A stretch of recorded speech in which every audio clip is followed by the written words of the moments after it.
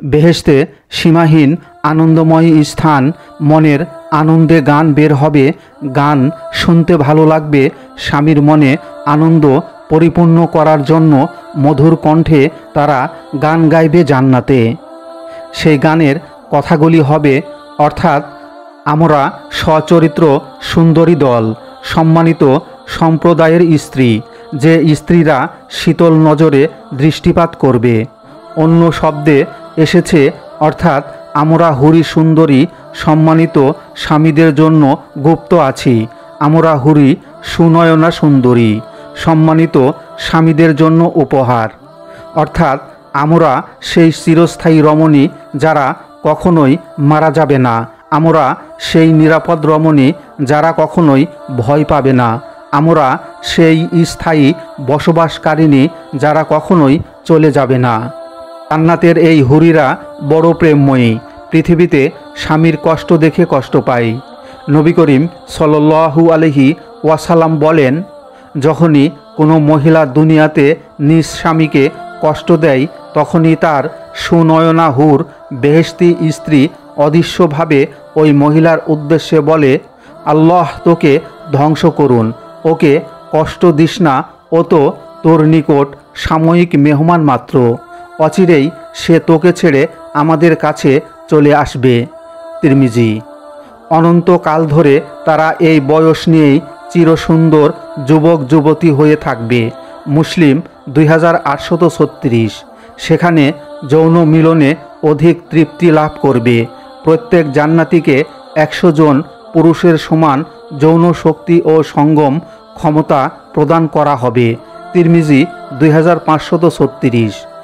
যেহেতু পান ভজন, বসন ভূষণ, বাসভবন এবং নারী সংসর্গ ও যৌন সংভোগ ইত্যাদিতেই মানুষের প্রকৃতগত সুখ ও পরম আনন্দ, তাই তাদেরকে তাদের প্রকৃতির উপযোগী অভীষ্ট প্রতিদান দেওয়া হবে। রাসূলুল্লাহ সাল্লাল্লাহু আলাইহি ওয়াসাল্লাম বলেন, জান্নাতীরা যখন জান্নাতে প্রবেশ করে যাবে, তখন একজন ঘোষণাকারী ঘোষণা করবেন যে, তোমাদের জন্য এখন অনন্ত জীবন, তোমরা আর কখনো মরবে না। তোমাদের জন্য এখন চির সুস্বাস্থ্য, আর কখনো তোমরা অসুস্থ হবে না। তোমাদের জন্য এখন চির যৌবন, তোমরা আর কখনো বৃদ্ধ হবে না।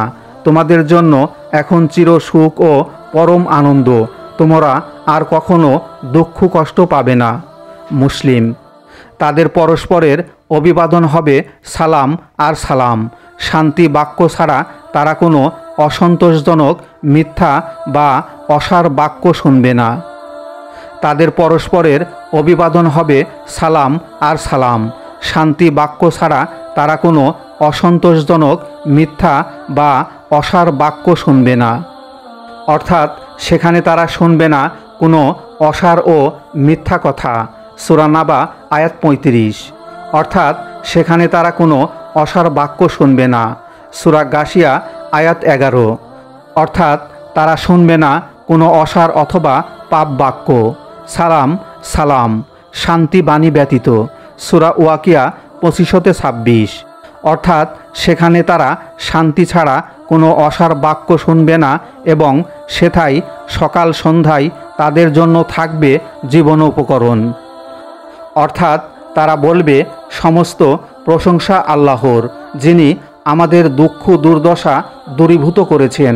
নিশ্চয় আমাদের প্রতিপালক বড় ক্ষমাশীল, গুণগ্রাহী, যিনি নিজ অনুগ্রহে আমাদেরকে স্থায়ী আবাস দান করেছেন, যেখানে আমাদেরকে কোনো প্রকার ক্লেশ স্পর্শ করে না এবং স্পর্শ করে না কোনো প্রকার ক্লান্তি।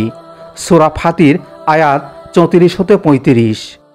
সেখানে তাদের বাক্য হবে, হে আল্লাহ, তুমি মহান পবিত্র, এবং পরস্পরের অভিবাদন হবে সালাম। আর তাদের শেষ বাক্য হবে, সমস্ত প্রশংসা সারা জাহানের প্রতিপালক আল্লাহর জন্য।